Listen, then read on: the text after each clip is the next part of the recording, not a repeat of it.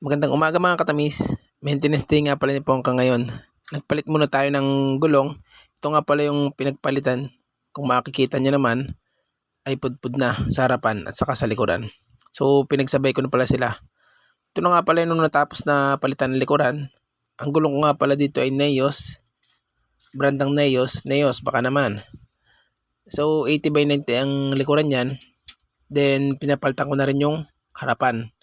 Dahil sabay sila napudpud kaya sabay ko din silang pinapalitan. Nagpakabit na rin pala ako ng bagong busina. Hindi ko lang naiparinig sa inyo at baka ma-copyright tayo dahil may mga background music kasi dito sa gilid.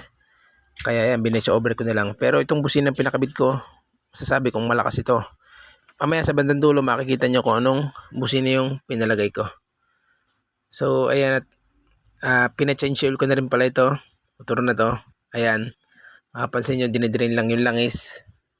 So, sabi nung mekaniko kung papalitan ko daw ng brake fluid, sabi ko wag muna dahil kakapalit lang naman ito. At unti-unti na nga pala binabaklas ni Kuya yung panggilid. So, sa tuwing magpapagawa ako ng motor, ay talagang kinukumpleto ko na yung yung pinapagawa ko. Baklas panggilid, linis panggilid, pati yung mga dapat papalitan ay pinapapalitan ko na rin.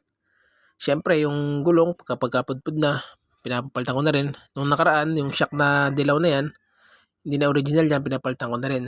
Dahil hindi na maganda yung takbo niya, masyado nang malambot yung shock, kaya pinapalitan ko na rin.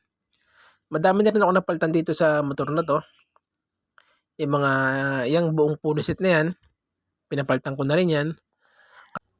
Napakahalaga pala na kapag tayo ay madalas gumamit ng motor o madalas natin gamitin ng ating sasakyan, ay dapat i-maintenance natin para hindi tayo magkaroon ng problema sa kalsada.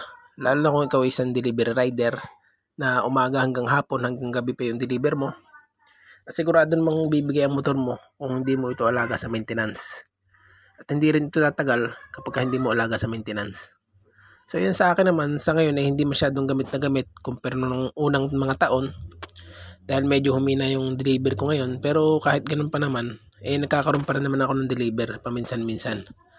So at ito na nga, binaklas na nga ni Kuya. Tine-check na niya kung mayroong dapat palitan. Nagpabili na nga pala siya ng CVT sa akin, panlinis. Diyan sa may panggilid na yan.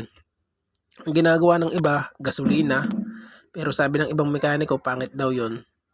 Kailangan daw yung CVT dahil kakalawang daw yun.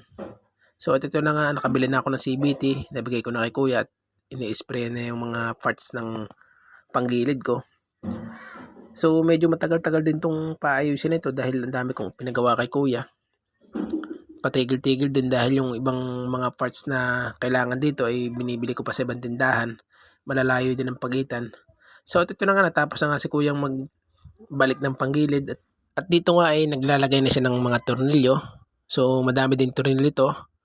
Kailangan double check din dahil nung nakaraan nagpaayos din ako, may mga kulang na tornilyo.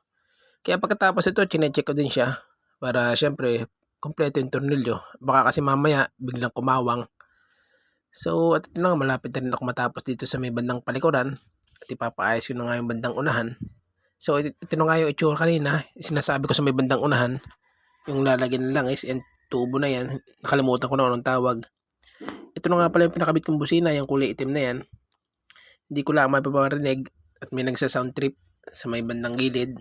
Baka ma-copyright pa ako. Pero yung busina na pinakabit ko, malakas. Busina daw yan ng pick up. Yung malalakas. Yun ang sabi ni Kuya. So at makikita nyo rin mamaya-maya dito kung anong busina yung pinakabit ko. At dito nga ay tinatanggal na ni Kuya yung sa may bandang unahan, yung lalagyan niya ng langis. Medyo nahirapan dito si Kuya dahil matagal nga itong nabaklas. Almost 4 years nang mahigit. Saka lang ito nagalaw. Dalawa nga pala yung nilagay niya dito ng langis. Yung dalawang mahabang yun. Hindi ko lang alam kung anong tawag. So medyo nagtagal din siya dito at gawa ng matigas nga. Pero natanggal din naman niya. So at yun nga yung busina, pinapa-check ko. So yung businang yun ay okay na. Malakas, kaya lang hindi ko naparinig. Ito nga pala yung busina pinakabit ko. Ayan, Bosch. So ayan, Bosch, baka naman.